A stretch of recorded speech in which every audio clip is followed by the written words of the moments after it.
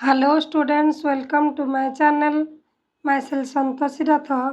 ମୁଁ ଆଜି 8th class English ବୁକ୍ର ଦି Olympic games ବିଷୟରେ ପଢ଼େଇବାକୁ ଯାଉଛି। ଠିକ୍ ହେଲା ପିଲେ, ମୁଁ ପଢ଼େଇଲା ବେଳେ ତୁମର ପ୍ରତି ପାରାଗ୍ରାଫର ପଢ଼ିଲା ବେଳେ ତା'ର କଷ୍ଟ ଶବ୍ଦ ଗୁଡ଼ା ତା'ର ଓଡ଼ିଆ ମିନିଂ ଡାକିଦେବି, ତୁମେ ଚାହିଁଲାକୁ ନୋଟ୍ କରିନେବ। ଠିକ୍ ହେଲା। ପାରାଗ୍ରାଫ 1 ପଢ଼େଇଲି। The ancient Olympic Games began in the valley of Olympia in Greece of years ago। ପିଲା ଏଠି ଗୋଟେ ୱାର୍ଡ଼ ଅଛି ଆନ୍ସିଏଣ୍ଟ। ଆନ୍ସିଏଣ୍ଟ ମାନେ କହିଲେ ପିଲା କ'ଣ କହିଲ ପୁରାତନ। ଠିକ୍ ହେଲା। ସେ କହୁଛି the ancient Olympic Games began in the valley of Olympia in Greece thousands of years ago. ଅର୍ଥାତ୍ ଗ୍ରୀସ୍ ଦେଶରେ ଯେଉଁ ଅଲମ୍ପିଆ ଉପତ୍ୟକାରେ ଭ୍ୟାଲି ଅଲମ୍ପିଆ ଦେଇଛି ନା, ଅଲମ୍ପିଆ ଉପତ୍ୟକାରେ ଅଲମ୍ପିକ୍ କ୍ରୀଡ଼ା ହଜାର ହଜାର ବର୍ଷ ତଳେ ଆରମ୍ଭ ହୋଇଥିଲା। ବୁଝିହେଲା। କେଉଁଠି ନା ଗ୍ରୀସ୍ ଦେଶରେ ଅଲମ୍ପିଆ ଉପତ୍ୟକାରେ ଅଲମ୍ପିକ୍ କ୍ରୀଡ଼ା ହଜାର ହଜାର ବର୍ଷ ତଳେ କ'ଣ ଆରମ୍ଭ ହୋଇଥିଲା। We don't know how, why or when they first started। ପ୍ରକୃତରେ କ୍ରୀଡ଼ାଟା କେବେ କେଉଁଠାରେ ଏବଂ କାହିଁକି ଆରମ୍ଭ ହୋଇଥିଲା ୱି ଡୋଣ୍ଟ ନୋ ମାନେ ଆମେ ଜାଣିନାହୁଁ। ବୁଝିଲ ତ। One of the stories about how the Olympic Games began mention the great hero Hercules. ଅର୍ଥାତ୍ ପିଲେ ଗୋଟେ ପୌରାଣିକ କାହାଣୀ ଜଣାଯାଏ ଯେ ଗ୍ରୀସରେ ବୀର ହରକ୍ୟୁଲେସ୍ ଏହି କ୍ରୀଡ଼ା ସହିତ ତାଙ୍କର ସମ୍ପୃକ୍ତ ଅଛନ୍ତି। ପିଲେ ପାରାଗ୍ରାଫ 2 ପଢ଼େଇଲି। Hercules was famous for his strength. ଅର୍ଥାତ୍ ପିଲେ ହରକ୍ୟୁଲେସ୍ ତାଙ୍କ ଷ୍ଟ୍ରେଂଥ୍ ପାଇଁ, ତାଙ୍କ ଶକ୍ତି ପାଇଁ ସେ ପ୍ରସିଦ୍ଧ ଥିଲେ। The king of Mycenae was jealous because Hercules was more famous than he was. ପିଲେ ଯେଉଁ ମିସେନିଆର ରାଜା ପିଲେ ଜେଲସ୍ ମାନେ କ'ଣ କହିଲେ ଈର୍ଷା କରୁଥିଲେ। ହରକ୍ୟୁଲେସ୍ଙ୍କୁ ତାଙ୍କର ଈର୍ଷା କରୁଥିଲେ। କାହିଁକି ନା ତାଙ୍କ ଯଶ କୀର୍ତ୍ତି ପାଇଁ ଗ୍ରୀସ୍ ଯେଉଁ ମେସେନିଆର ରାଜା ହରକ୍ୟୁଲେସ୍ଙ୍କୁ ଈର୍ଷା କରୁଥିଲେ। So he order Hercules to do many difficult and dangerous task. ତେଣୁ ସେ ଆଦେଶ ଦେଲେ, ହରକ୍ୟୁଲେସ୍ଙ୍କୁ ବହୁତ କଠିନ ବିପଦପୂର୍ଣ୍ଣ କାର୍ଯ୍ୟ କରିବାକୁ ଆଦେଶ ଦେଲେ। କିଏ ଦେଲେ? ଯେଉଁ ମେସେନିଆର ରାଜା। କାହାକୁ ଦେଲେ ନା ହରକ୍ୟୁଲେସ୍ଙ୍କୁ। ଯେହେତୁ ଈର୍ଷା କରୁଥିଲେ ନା, ତାଙ୍କର ଷ୍ଟ୍ରେଂଥ୍ ଏମିତି ଥିଲା ବୋଲି, ତେଣୁ ତାଙ୍କୁ ଏକ ବହୁତ କଷ୍ଟ ଏବଂ ବିପଦପୂର୍ଣ୍ଣ ଟ୍ୟାକ୍ସ ଦେଲେ। He was sure that Hercules would die. ସେ ନିଶ୍ଚିତ ଥିଲେ ଯେ ଏହି କଠିନ କାର୍ଯ୍ୟ ହରକ୍ୟୁଲେସ୍ କରିପାରିବନି, ଶେଷରେ ମୃତ୍ୟୁବରଣ କରିବ। However Hercules was not only strong but also clever. କିନ୍ତୁ ଶକ୍ତିମାନ ସହିତ ବୁଦ୍ଧିମାନ ବି ଥିଲେ। ବୁଝିଲ, ଯେଉଁଟା ସେ ଶକ୍ତିରେ ନ କରିବ ସେଠି ବୁଦ୍ଧି ଖଟେଇକି ସେ କରନ୍ତି। He found the ways of completing all the 12 dangerous and difficult tasks. Way ମାନେ ଗୋଟେ କ'ଣ ନା ଉପାୟ ବାହାର କରିଦେଲେ। To completing all the 12 dangerous and difficult tasks. ଏଇ ଯେଉଁ 12ଟି ଡେଞ୍ଜରିୟସ୍ ମାନେ ବିପଦପୂର୍ଣ୍ଣ ଏବଂ ଡିଫିକଲ୍ଟ ବହୁତ କଠିନ ଟ୍ୟାକ୍ସ ଦିଆହେଇଥିଲା, ସେ କେମିତି ଏଗୁଡ଼ାକ ଏ କାର୍ଯ୍ୟ ଗୁଡ଼ା କେମିତି କରିବେ ସେଥିପାଇଁ ଗୋଟେ ଉପାୟ ବାହାର କରିଦେଲେ। ବୁଝିହେଲା ତ। ବୋଲେ ବୁଝିପାରିଲ ନା। ଯେହେତୁ ତାଙ୍କୁ ବହୁତ କଠିନ ଏବଂ ବିପଦପୂର୍ଣ୍ଣ କାମ ଦିଆହେଇଥିଲା, ସେ ତ ବହୁତ ଶକ୍ତିମାନ ସହିତ ବୁଦ୍ଧିମାନ ଥିଲେ ନା, ତେଣୁ ସେ ଗୋଟେ ଉପାୟ ବାହାର କରିଦେଲେ କେମିତି ଏ ବିପଦପୂର୍ଣ୍ଣ ଏବଂ କଠିନ କାର୍ଯ୍ୟ ଗୁଡ଼ିକ ସମ୍ପନ୍ନ କରିପାରିବେ। ଥାର୍ଡ଼ ପାରାଗ୍ରାଫ ପିଲେ। Zeus the king of gods was so happy that took the Hercules to Mount Olympus to live among the gods. Zeus the king of gods ଅର୍ଥ ଜିଅସ୍ ଗ୍ରୀସ୍ ପୁରାଣରେ ଦେବତାମାନଙ୍କର ରାଜା ଥିଲେ। ଅର୍ଥାତ୍ ଗ୍ରୀକ୍ ପୁରାଣ ଅନୁସାରେ ଜିଅସ୍ ଥିଲେ ଦେବତାମାନଙ୍କର ରାଜା। ହରକ୍ୟୁଲେସ୍ଙ୍କ ପରାକ୍ରମ ଏବଂ ବୁଦ୍ଧି, ଏ ଯେଉଁ ଶକ୍ତି ଏବଂ ବୁଦ୍ଧି ଦେଖି ସେ ଖୁବ୍ ଆନନ୍ଦିତ ହେଲେ। କାହିଁକି ନା ସେ ତାଙ୍କୁ ନେଇ ଅଲମ୍ପସ୍ ପର୍ବତ ଉପରେ ରଖୁଥିବା ଦେବତାମାନଙ୍କ ସହିତ ରହିବା ପାଇଁ କହିଲେ।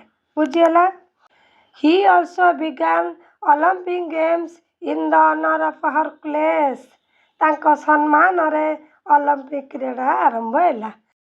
Many hundred years later in 1896 a young Frenchman named Baron Pierre de Coubertin started the modern Olympic Games। Baron ପିରିୟଡ଼ରେ କ୍ୟୁବେରେଟି ନାମକ ଜଣେ ଫ୍ରାନ୍ସର ଯୁବକ 1896 ମସିହାରେ ମଡର୍ଣ୍ଣ ଅଲିମ୍ପିକ୍ ବା ଆଧୁନିକ ଅଲିମ୍ପିକ୍ କ୍ରୀଡ଼ା ପ୍ରତିଯୋଗିତା ଆରମ୍ଭ କଲେ। He wanted people from all over the world to come together and compete in a friendly spirit। He wanted ମାନେ ସେ ଚାହୁଁଥିଲେ ପୃଥିବୀର ସବୁ ପ୍ରାନ୍ତରୁ ଦକ୍ଷ ଖେଳାଳିମାନେ ତାଙ୍କର ବନ୍ଧୁତ୍ୱ ଭାବେ ଏହିସବୁ କ୍ରୀଡ଼ାରେ ଅଂଶଗ୍ରହଣ କରନ୍ତୁ। ସେ କ'ଣ ଚାହୁଁଥିଲେ ନା ପୃଥିବୀର ଅଲ୍ ଓଭର୍ ଏରିଆରୁ ସବୁ ଜାଗାରୁ ଯେଉଁ ଦକ୍ଷ ଖେଳାଳି ଅଛନ୍ତି ସେମାନେ ଆସି ଏଠି ଖେଳିକି ତାଙ୍କର କ'ଣ ଏହିସବୁ କ୍ରୀଡ଼ାରେ ସେମାନେ ଅଂଶଗ୍ରହଣ କରନ୍ତୁ। ତାଙ୍କର ଦକ୍ଷତା ଆସି ଖେଳି ନିଜର ଦକ୍ଷତା ଏଠି ଦେଖାନ୍ତୁ ବୋଲି ସେ ଚାହୁଁଥିଲେ। ବୁଝିହେଲା? The Olympic Games are held once in every 4 years। ଅର୍ଥାତ୍ ପିଲେ ଅଲିମ୍ପିକ୍ କ୍ରୀଡ଼ା ପ୍ରତିଯୋଗିତା ପ୍ରତି 4 ବର୍ଷରେ ଥରେ ଅନୁଷ୍ଠିତ ହୁଏ। ପ୍ରତିବର୍ଷ ନୁହେଁ, ପ୍ରତି 4 ବର୍ଷକୁ ଥରେ ଅନୁଷ୍ଠିତ ହୁଏ। The Olympic symbol with 5 rings stands for the unity of the 5 continents। The Olympic symbol with the 5 rings and stands for the unity of the 5 continents। ଅର୍ଥାତ୍ ପିଲେ ଅଲିମ୍ପିକ୍ର ପ୍ରତୀକ ହେଉଛି ପରସ୍ପର ସଂଯୁକ୍ତ 5ଟି ବୃତ୍ତାକାର ବନ୍ଧନୀ ଥାନ୍ତି। ବୁଝିହେଲା? ଅଲିମ୍ପିକ୍ର ପ୍ରତୀକ ହେଉଛି ପରସ୍ପର ସହିତ ସଂଯୁକ୍ତ ହୋଇଥିବା 5ଟି ବୃତ୍ତାକାର ବନ୍ଧନୀ। ବୁଝିହେଲା? At least one of the colors of the rings, blue, black, red, yellow and green, appears in the flag of the each country that takes part। ମୁଁ କହିଥିଲି ନା ଅଲିମ୍ପିକ୍ରେ 5ଟି ବୃତ୍ତାକାର ବନ୍ଧନୀ ଥାନ୍ତି। ସେ 5ଟି ଯାକ କ'ଣ ନା 5ଟି ବୃତ୍ତାକାର ବନ୍ଧନୀ 5ଟି ମହାଦେଶର ପ୍ରତିଧ୍ୱନି। 5ଟି ମହାଦେଶର ସେମାନଙ୍କର 5ଟି ରଙ୍ଗ ଥାଏ। ସେଗୁଡ଼ିକ କ'ଣ ନା ନୀଳ, କଳା, ଲାଲ, ହଳଦିଆ ଏବଂ ସବୁଜ। ବୁଝିଲଟି? ପ୍ରତି ଦେଶ ଯେଉଁମାନେ ଏହି କ୍ରୀଡ଼ା ପ୍ରତିଯୋଗିତା ଅଂଶଗ୍ରହଣ କରିଥାନ୍ତି ସେମାନେ ପତାକା ଏହି 5ଟି ରଙ୍ଗ ଗୁଡ଼ିକରୁ ଗୋଟିଏ ରଙ୍ଗ ହୋଇଥିବ। ଅର୍ଥାତ୍ ଯେଉଁମାନେ ସବୁ ହୋଇଥାଏ ଯେଉଁ ଦେଶର ପ୍ରତିଯୋଗିତା ଏଠି ପାର୍ଟିସିପେସନ୍ କରିଥାନ୍ତି ସେମାନଙ୍କ ପତାକା ଏଇ ଯେଉଁ 5ଟି ରଙ୍ଗ ଭିତରେ ଗୋଟେ ରଙ୍ଗ ହୋଇଥିବ। ବୁଝିଲା? 5ଟି ମହାଦେଶ ଲୋକ ଏଥିରେ ସମ୍ପୃକ୍ତ ଥାନ୍ତି ନା ଖେଳାଳି। ତେଣୁ ସେ ଯେଉଁମାନେ ଏଥିରେ ପାର୍ଟିସିପେସନ୍ କରିଥିବେ ସେଇ ମହାଦେଶର ପତାକା ଏଇ ଯେଉଁ 5ଟି କହିଲି ନୀଳ, କଳା, ଲାଲ, ହଳଦିଆ, ସବୁଜ ରଙ୍ଗ ଭିତରେ ଥିବ ତାଙ୍କ ପତାକାଟା। ବୁଝିହେଲା ତ? The Olympic motto written in Latin is swifter, higher and stronger। ଭଲ କି ପିଲେ ବୁଝ ଯେଉଁ ଅଲିମ୍ପିକ୍ କ୍ରୀଡ଼ାର ନୀତିବାକ୍ୟ ଯେଉଁ ଅଲିମ୍ପିକ୍ କ୍ରୀଡ଼ାର ଯେଉଁ ସଂକ୍ଷିପ୍ତ ନୀତିବାକ୍ୟ ଲାଟିନ୍ ଭାଷାରେ ଲେଖା ହେଇଥିଲା। ଗୋଟେ ହେଲା କ'ଣ ନା ସ୍ୱିଫ୍ଟର ଅର୍ଥାତ୍ ଦ୍ରୁତତର, ହାୟର ଉଚ୍ଚତର ଆଣ୍ଡ ଷ୍ଟ୍ରଙ୍ଗର ବଳିଷ୍ଠତର। ବୁଝିଲା ତ? Coubertin felt it described the aim of a great athletics all over the world। Athletic ମାନେ କ'ଣ କହିଲେ ଯେଉଁମାନେ ସବୁ ଖେଳାଳିମାନେ ସବୁ ଆସିଥାନ୍ତି ସେମାନଙ୍କୁ କୁହନ୍ତି। ବୁଝିଲା ତ? ଅର୍ଥାତ୍ ଏ ଯେଉଁ ଆଦର୍ଶ ନୀତିବାଣୀ 3ଟା କୁହାହେଲା ମଧ୍ୟ ସବୁ କ୍ରୀଡ଼ାବିତମାନଙ୍କ ମଧ୍ୟରେ ଲକ୍ଷ୍ୟ ଉଦ୍ଦେଶ୍ୟ ମଧ୍ୟ ଅଭିଭୁକ୍ତ କରିଛି। The Olympic motto written in Latin is swifter, higher and stronger। କ୍ରୀଡ଼ାର ଯେଉଁ ସଂକ୍ଷିପ୍ତ ନୀତିବାକ୍ୟ ଲାଟିନ୍ ଭାଷାରେ ଲେଖା ହେଇଥିଲା। ଗୋଟେ ହେଲା କ'ଣ ନା ସ୍ୱିଫ୍ଟର ଅର୍ଥାତ୍ ଦ୍ରୁତତର, ହାୟର ଉଚ୍ଚତର ଆଣ୍ଡ ଷ୍ଟ୍ରଙ୍ଗର ବଳିଷ୍ଠତର। ବୁଝିଲା ତ? Coubertin felt it described the aim of a great athletics all over the world। Athletic ମାନେ କ'ଣ କହିଲେ ଯେଉଁମାନେ ସବୁ ଖେଳାଳିମାନେ ସବୁ ଆସିଥାନ୍ତି ସେମାନଙ୍କୁ କୁହନ୍ତି। ବୁଝିଲା ତ? ଅର୍ଥାତ୍ ଏ ଯେଉଁ ଆଦର୍ଶ ନୀତିବାଣୀ 3ଟା କୁହାହେଲା ଅର୍ଥାତ୍ ଏଇ ଆଦର୍ଶ ବାକ୍ୟ ନୀତିବାକ୍ୟ ଯେଉଁ ତାଙ୍କୁ କୁହାହେଲା 3ଟା ସଂକ୍ଷେପରେ ମଧ୍ୟ ସବୁ କ୍ରୀଡ଼ାବିତମାନଙ୍କ ମଧ୍ୟରେ ଲକ୍ଷ୍ୟ ଉଦ୍ଦେଶ୍ୟ ମଧ୍ୟ ଅଭିଭୁକ୍ତ କରିଛି। ଏହି ଆଦର୍ଶ ବାକ୍ୟ ମଧ୍ୟ ସବୁ କ୍ରୀଡ଼ାବିତମାନଙ୍କର ଲକ୍ଷ୍ୟ ଉଦ୍ଦେଶ୍ୟକୁ ଅଭିବ୍ୟକ୍ତ କରିଛି। ଭଲକିରି ଏ ପାରାଗ୍ରାଫଟାକୁ ଓଡ଼ିଆରେ କହିଦେଉଛି। ଅର୍ଥାତ୍ ପିଲା ଅଲିମ୍ପିକ୍ କ୍ରୀଡ଼ା ପ୍ରତିଯୋଗିତା 4 ବର୍ଷ ଥରେ ଅନୁଷ୍ଠିତ ହୁଏ। ଅଲିମ୍ପିକ୍ ପ୍ରତିଯୋଗିତା ପରସ୍ପର ସଂଯୁକ୍ତ 5ଟି ବୃତ୍ତାକାର ବନ୍ଧନୀ ହୋଇଥାନ୍ତି। ଏହି 5ଟି ବୃତ୍ତାକାର ବନ୍ଧନୀ 5ଟି ମହାଦେଶର ପ୍ରତିନିଧିତ୍ୱ କରନ୍ତି। सेमाने 5 गोटी रंग थाए से रंग गुड़िक है नील कला लाल हलदिया सबुज है। प्रति देश जो मैंने क्रीड़ा प्रतियोगिता अंशग्रहण कर पताकार रंग ये 5टी रंग मध्य होता। ओलंपिक क्रीड़ा संक्षिप्त नीतिवाक्य ता लाटिन भाषा लिखित से हूँ कौन द्रुततर उच्चतर और बलिष्ठतर। यही आदर्श वाक्य सब क्रीड़ाविद मानकर लक्ष्य एवं उद्देश्य को अभिव्यक्त कर बुझेगा ये पिले यहाँ थी कौन the 5th paragraph. Weeks before the games began a woman dressed in Greek robes light the Olympic torch in the Olympia Valley in Greece। भल कि पिले बुझ ये ओलंपिक क्रीड़ा प्रतियोगिता आरंभ हवा किछि सप्ताह पूर्व जड़े महिला ग्रीक पोशाक पिंधि ओलंपिक उपत्यकार ओलंपिया मशाल को जलाती। बुझीगला जो ओलंपिक खेल आरंभ हुए तार किछि सप्ताह पूर्व जड़े महिला ग्रीक पोशाक पिंधि ओलंपिया जो उपत्यका भैली से गोटे ओलंपिया मशाल जलाती। बुझीगला तो चल पड़ा। Many participants take turns with the torch through different continents। अर्थात पिले ये जो बहु देशर प्रतियोगिता मैंने पाली करी से मशाल को धरी विभिन्न देश परिक्रमा कला करती। बुझे तो the final runner carries it to the stadium just before games begin.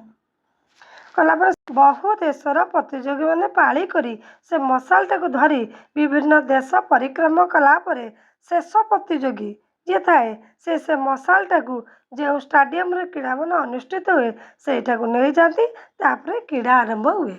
बुझीगला अर्थात भिन्न भिन्न पार्टिसिपेट भिन्न देश को परिक्रमा करेंगे शेष जी थी प्रतियोगी से कौन कौन से मशाल टाक देश माने भ्रमण कर सारापर अर्थात परिक्रमा कर सारापर स्टेडियम को सहीटा आनब से स्टेडियम से रखा ओलंपिक क्रीड़ा आरंभ हम। बुझीगला तो पिले flame is then kept burning until the game close. अर्थात ओलंपिक क्रीड़ा शेष नहबा पर्यंत से ओलंपिक मशालटा जलु थाए। The flame is put out at the closing ceremony. अर्थात ये जो ओलंपिक क्रीड़ा चली थाए तार अंतिम उत्सव दिन यही बत्ती को लिभाई दि जाए सेते दिन पर्यंत जिते दिन ये ओलंपिक क्रीड़ा चली सेते दिन पर्यंत से स्टेडियम सीधा जलुव। जो दिन सर लास्ट सेरेमनी क्लोजिंग सेरेमनी से दिन से मशालटा को लिभाई दि जाए। It is the time for all the athletic to return home. अर्थात जो दिन क्लोजिंग सेरेमनी से दिन बत्ती टी लिभा दि जाए तापर कौन करती क्रीड़ाविद मैंने क्रीड़ा शेष गला तेणु तापर क्रीड़ा प्रतियोगिता निज निज देश को प्रत्यावर्तन करती। बुझेगा पिले then they are some winner and many loser. अर्थात केते जन ता भीतर विन करथांती एवं केते जन हरिया माने कोन हारि जाइथांती। विनर्स एंड मेनी लसर्स अर्थात जो प्रतियोगिता मैंने सब प्रतियोगिता मैंने खेलुतांती केते गुड़े प्रतियोगी उत्तम क्रीड़ा प्रदर्शन कर मेडाल पाई आउ केतक न पाई प्रत्यावर्तन करती। कौन समस्त विन करेंगे किए तो गोटे जितले किए गोटे हार ना तेणु केत जन क्रीड़ा जीतिकी मेडाल पाई आउ केत जन न पाई सेमती प्रत्यावर्तन देश को करती। बुझे about the hard work and training that they had to do come to the games and many of them feels that although they did not win they had to the chance to compete against the best player in the field। अर्थात पिले जो समस्त तो win करेंगे ना किए तो गोटे विन कले किए गोटे हार किंतु से मध्य जो मैंने पार्टिसिपेशन करते खुशी था कारण से माने भिन्न भिन्न देशर कौन सर्वोत्तम क्रीड़ाविद खेलाड़ी मान सहित ये ओलंपिक प्रतियोगितार जोग देते से मैंने बहुत खुशी थाए ये दक्ष खेलाड़ी मान सहित से खेली पारे ये ओलंपिक क्रीड़ा। बुझे तो मैंने जी दुख न लगुए हारीगलु बोली से बेसी खुशी होती आम दक्ष खेलाड़ी मान सहित खेली पार्लु। बुझीगला ए जे समस्त आम पार्टिसिपेसन करा बड़ कथा हार जीत समझ लगी किए जीतले किए गोटे हार ये किए उपदेश देते ना कहार वार्ता था कुबर्टीनगर बुझे जो प्रतियोगितार प्रतियोगी मैंने उत्तम क्रीड़ा प्रदर्शन कर केजन मेडाल नियंती आउ केजन प्रत्यावर्तन करती न पाई मेडाल किंतु से मध्य खुशी थाए कारण से जो भिन्न भिन्न देशर दक्ष खेलाड़ी मैंने आसी था सहित सी प्रतियोगितार भाग नहीं खेली पारे से बड़र कथा कारण क्यूबर्टीन का बार्ता कौन कहते से ना ओलंपिक क्रीडार गुरुत्व विषय हूँ माने खाली विन करवा नुहे एथर अंशग्रहण कर उपयुक्त अंशग्रहण करवा ही जययुक्त नुहे केवल जययुक्त केवल विन होगा नुहे एथर अंशग्रहण पार्टिसिपेट करवा यहाँ गुरुत्वपूर्ण विषय यही वार्ता को सब पार्टिसिपेंट मैंने मुंडा रखिकी से सब क्रीड़ा भाग नहीं था बुझिपार पिले यही वार्ताटा कार क्यूबर्टीन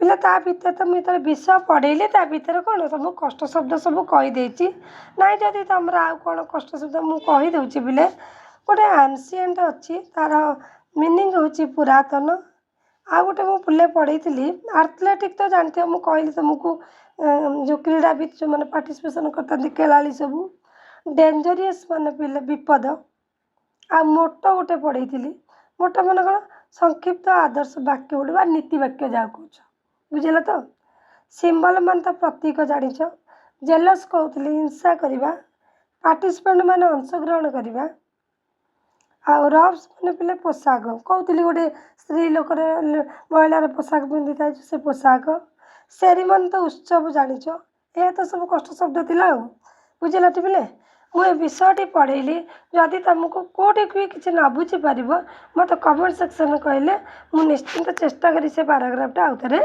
बुझे दिया विषयटी मुझे पढ़ेदेली ये रोचे थैंक यू।